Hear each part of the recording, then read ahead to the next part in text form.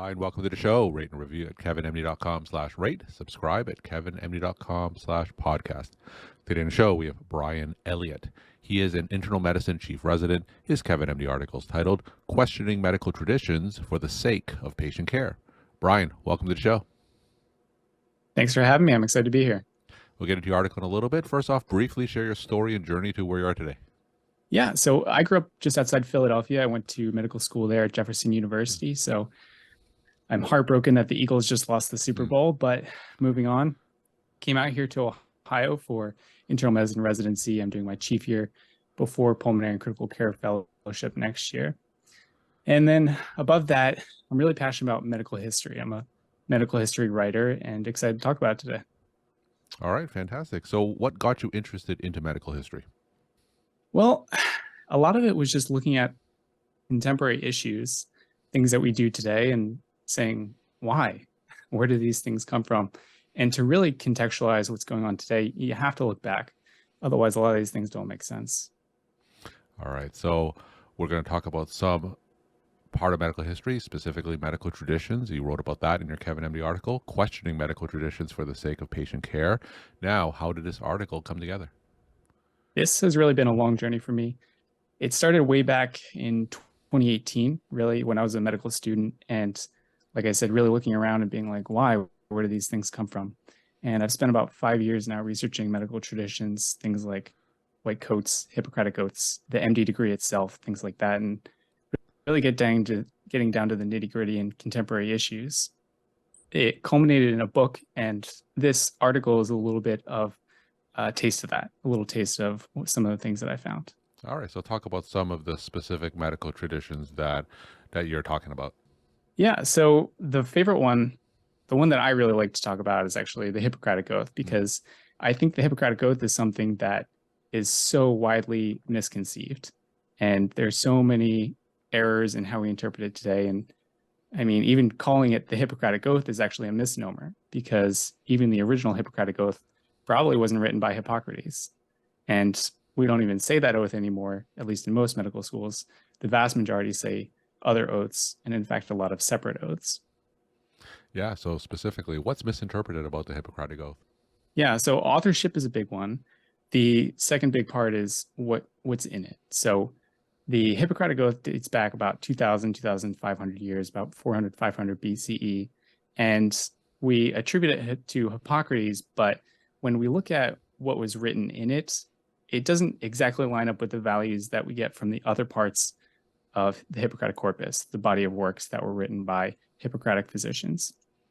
So when some scholars look back and say, who do these values line up with? Really, they found what could be described as a religious cult is more aligned with the values in the Hippocratic Oath, specifically the Pythagorean religious base. While that's described as kind of like a scholarly hot take, it's definitely contentious whether or not Hippocrates wrote it himself. And that's one of the biggest misconceptions. But beyond that, we don't really say that one anymore today. What we say are some other oaths that came about throughout the 20th century.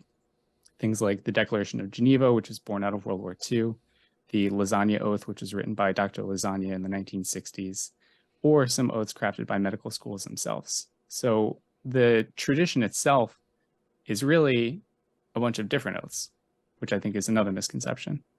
All right, so how does that affect contemporary physicians today? The fact that the Hippocratic Oath may be a misnomer and maybe even misinterpreted. Like, how does that affect physicians today? Why is that important to us? Yeah, that's a great question, because a lot of people will say, who cares? We say this oath one time and then we move on with our lives. But when we ask physicians, about 90% of them say that they draw their ethical beliefs from the Hippocratic Oath. A lot of them say, I derive it from this do no harm concept, which is fair, and that speaks to beneficence and non-maleficence. But that phrase actually doesn't even come from the Hippocratic Oath. It was nowhere in the original Hippocratic Oath, and we kind of misattribute it. So with physicians so heavily relying their ethical beliefs on this oath, we should probably figure out what it is. We should probably know what it contains, and we should disseminate a uniform set of beliefs that all physicians should ascribe to, rather than a multitude of different set of beliefs. Now, tell us, how does the Hippocratic Oath, how does that contrast with some of the more contemporary oaths that we have to abide by? Yeah. So the original one contained a lot of things that couldn't and definitely shouldn't be followed to the letter today. One of which is not to do urologic surgery, which, is not going to fly in today's society. The more modern oaths they vary a little bit. So the Declaration of Geneva was born out of World War II because of the atrocities that some of the physicians in Germany performed during the time. And that really speaks to a set of beliefs that the World Health Organization, the World Medical Association said nobody should do this ever again. These are things that we should not be a part of. So they created a bunch of secular beliefs and then codified them into the Declaration of Geneva. Whereas the Lasagna Oath came out of a New York Times article that Dr. Lasagna wrote, and he looked back at the Hippocratic Oath and said, a lot's changed in 2,500 years. I think our ethical beliefs should change as well, which makes a lot of sense. So his is a little bit more freeform. The Declaration of Geneva is a little bit more specific and committee-based rather than the Lasagna Oath, which is his interpretation of the oath. Despite these misconceptions and the historical context that you just articulated, why do these misperceptions about the Hippocratic Oath persist today? Yeah. I like to say that ubiquity invites complacency. So when we talk about something all the time and we say that it comes from Hippocrates or, white coats, we just wear them all the time, we start to take them for granted. We start to forget to question them and why they're really there in the first place. And we're somewhat blindsided to the things right in front of us. All right. So what other medical traditions should we question? So the ones in the book that I recently wrote, I specifically address the concept of medicine as a calling, the physical exam, or at least the routine physical exam, the white coat, the Hippocratic Oath, hospitals as nonprofit organizations, the history of the MD degree and DO degree and their distinction, and cadaver lab as well. Those are the 7 that I go through. And I'm not saying that we should get rid of all these traditions. What I'm saying is we do them so frequently and they're so ingrained in our society. And our medical profession anchors itself on empirical evidence that we should look to empirical and historical evidence for these traditions as well. Now, of those traditions that you just mentioned, of the 7 that you just mentioned, let's talk about one of those in depth. Which one of those do you think impacts patient care best today? I think hospitals really is one of the big ones. Hospitals and where they come from and what they've turned into really impact patients every day. All right, let's go more into that. So tell us, what are some of the detriments that, given the historical context, like how have hospitals turned into something that perhaps negatively impacts patients today? Yeah, so hospitals have really done a complete 180 in how they're built and what they represent. So pre-18th century medicine, hospitals were really a place of religious basis. They were founded by churches or they were churches themselves, and they brought about destitute patients that couldn't bring physicians or caregivers into the home and pay for that. So the impoverished would seek out these places to just get food, water, care when they were sick and couldn't take care of themselves. As the 18th, 19th century came about, hospitals became more secular. They became organizations funded by either the government or organizations to still provide the same purpose to care for the impoverished and the destitute, but without the religious basis. And then recently, in the last 2 centuries, we've done a complete 180 in that hospitals, in a way, have created the impoverished. Medical bills are really one of the leading causes of bankruptcy in the United States today. What's left over from that historical origin and why that's important is that we still view them and still treat them as nonprofit organizations dedicated to a fundamental purpose to help people who really need it. And I'm not saying that we shouldn't attribute that to them, but I'm saying that we should hold them accountable for that claim, that they are providing a service and that they are giving rather than taking. And how can we do that? How can we hold hospitals accountable? Well, a lot of it is legislature policymaking.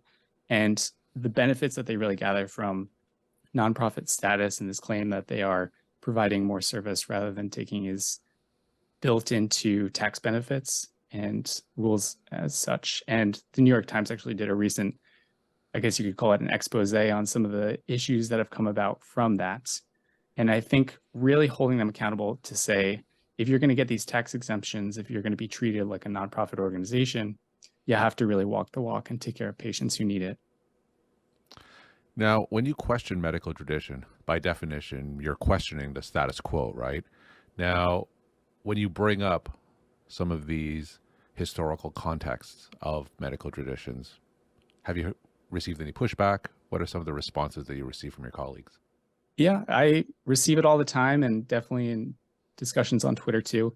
There was just a big discussion about the physical exam, and people really hold on to the physical exam. And again, I'm not saying we should get rid of these things, but we need to do them because of rationality and not ritual.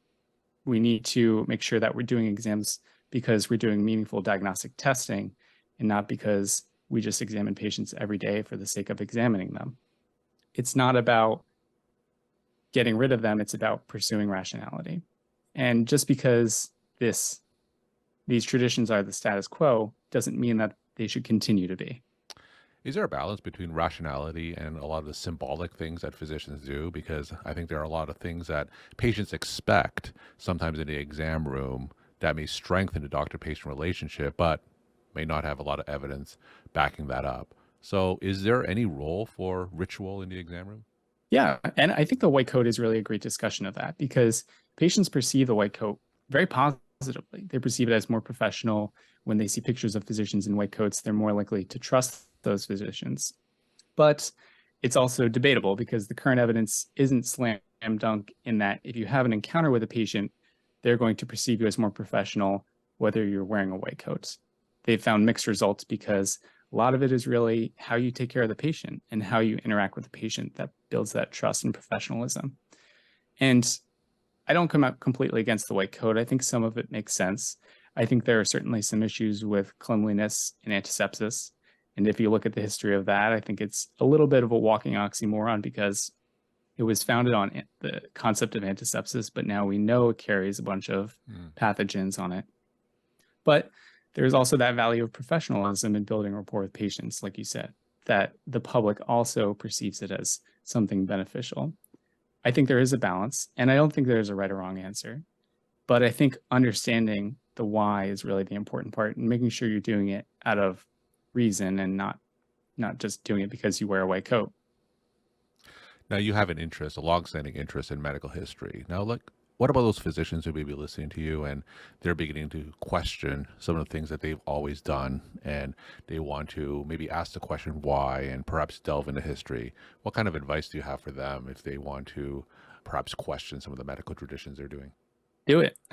Definitely. I would say dive in because once you start diving in, you realize there's a lot more to it than you initially thought, and it will change your perspective. And I think that's a fantastic thing. Do you find that there's a lot of obstacles when it comes to, I wouldn't say removing, but even changing or impacting longstanding medical traditions? Oh yeah, yeah. Change is hard, and like you spoke to, the status quo is a difficult thing to change. People hold on to it. I would say even especially people who like history have historical sentimentalism. We like these things because they're nice. You know, we like Christmas trees, we like Thanksgiving turkey, we like things that provide comfort.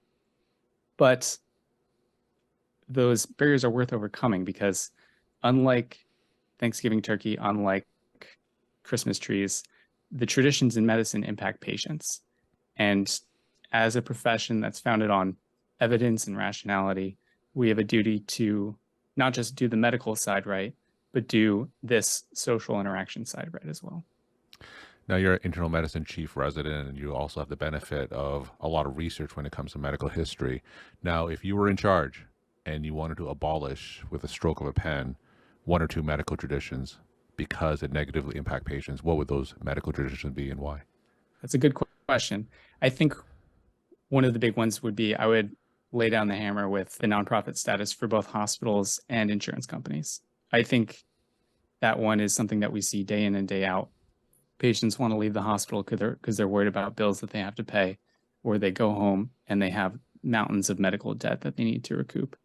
And I think with seeing certain companies benefit substantially and have revenues in the millions and billions despite being nonprofit, I think that's the big one. We're talking to Brian Elliott. He's an internal medicine chief resident. His Kevin MD article is titled Questioning Medical Traditions for the Sake of Patient Care. Brian, tell us some of your take-home messages that you want to leave with the Kevin MD audience. Yeah, I would say the big thing is when you look around and you see all these things that we're doing with our patients, ask why, ask where this comes from. And am I doing it because it's a ritual for me, or am I doing it because it's the best thing for the patient in front of me? Brian, thank you so much for sharing your time and insight. Thanks again for being on the show. Thanks for having me.